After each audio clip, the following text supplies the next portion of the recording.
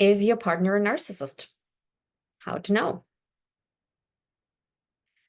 Welcome to How to Love with Maya Kova. I am sensuality and love coach, and today I want to talk about this subject of what's wrong with my partner. Is he a narcissist?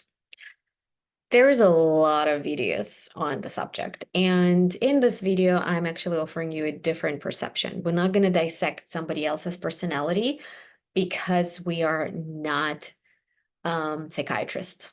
And that is not what we actually should do. Hurtful behaviors, whether it's gaslighting, stonewalling, emotional abuse, withholding, silence treatment, all of that is a behaviors that a person should have enough emotional maturity not to do. And the harsh reality is a lot of people don't have emotional maturity. They did not develop those skills. And if they don't have them, they cannot offer them. Period. It's not a justification in any sense.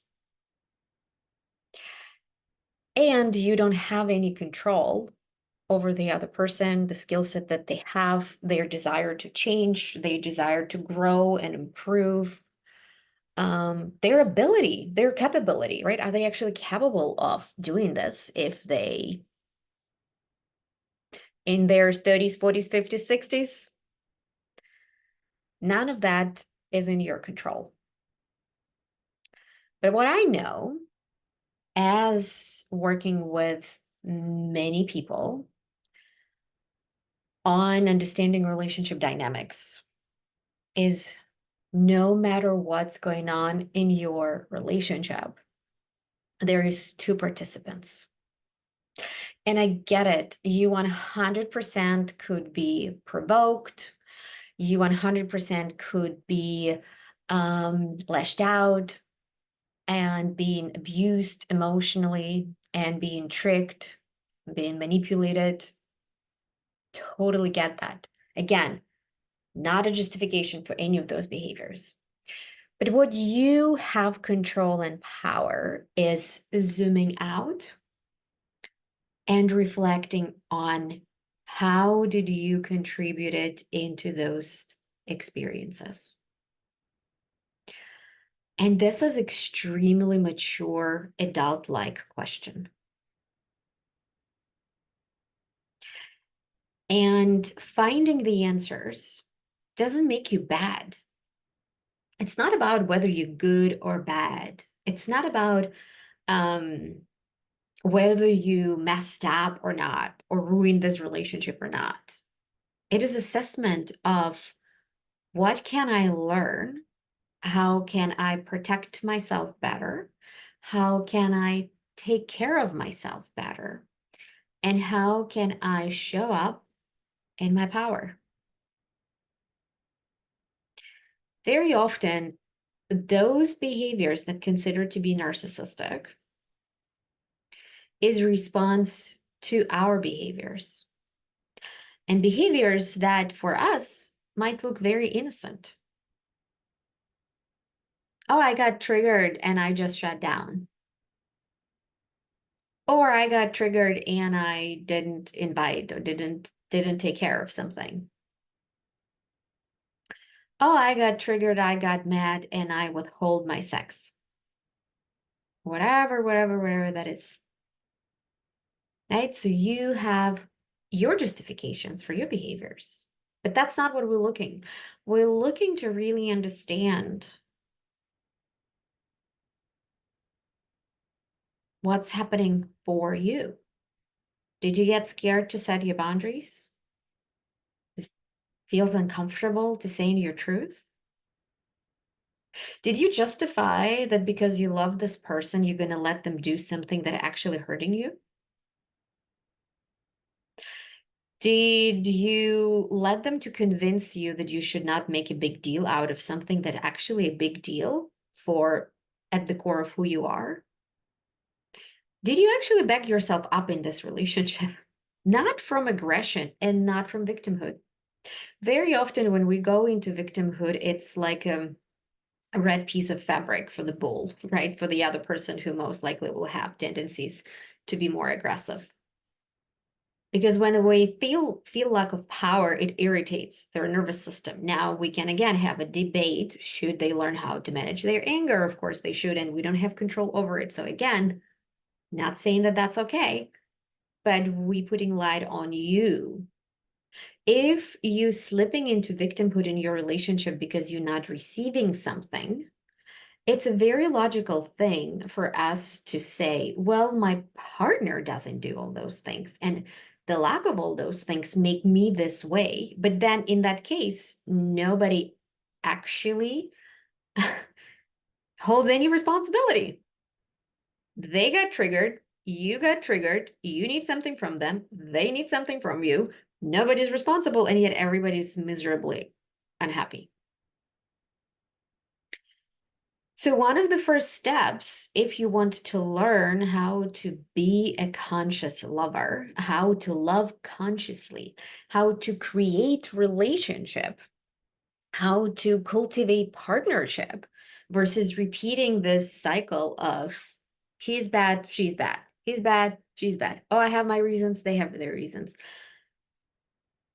We need to draw the line for ourselves, where we need to look back at our behaviors and take responsibility to act and show up differently.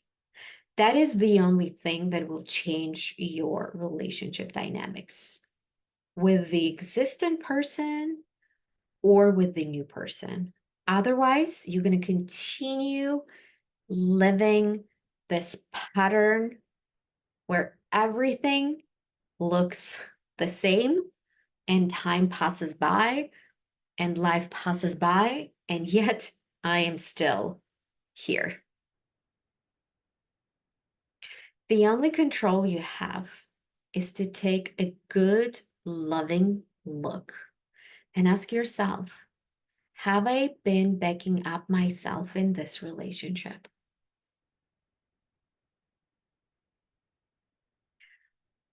And then look deeper. Well, I tried to say something, they didn't listen. Did I speak from my hurt? Did I speak from my ego? Did I speak from my compulsive mind? Did I speak from my victimhood? Or did I speak from my heart? Did I speak from my truth?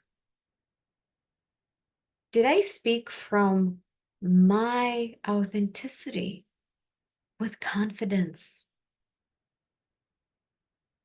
not tolerating the reality that is a misalignment?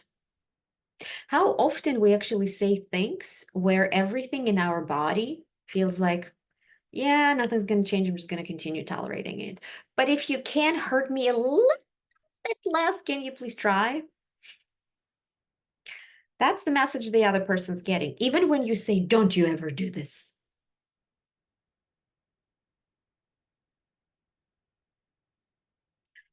So it doesn't matter whether your partner is a narcissist or not, too much. Because if it's the relationship that's out of alignment, you know the truth. But I really want this message to be hopefully a support for those who knows that just blaming everything on the other person is not the way to live your life. And if there is anything you can improve in yourself, if there is anything that you can do to soften, especially if you are a woman, can you soften? Can you soften your body? Can you soften your heart? Can you believe in your partner?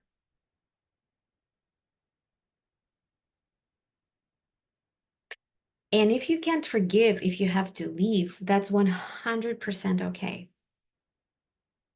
But by doing this revision and learning how to back yourself up in a relationship, because you're not going to meet a partner who's going to care about your feelings more then you care about your feelings. I know sounds awful because as a woman, I would love to have a partner who cares about my feelings more than I do.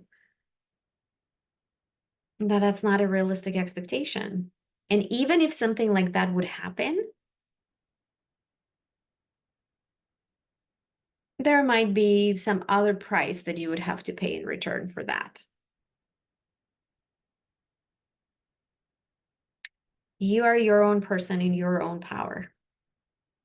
And learning how to stand up for yourself in a relationship and how to set boundaries from love is crucial. And if you want to learn more how to do it and get an opportunity to practice, you can join my Voice Sisterhood community. It's only for women, where we practice how to have those uncomfortable conversations with confidence and in our feminine power. But please, please, please don't stay in the trap of it's all them, because that's the trap that will keep you miserable. Till next time.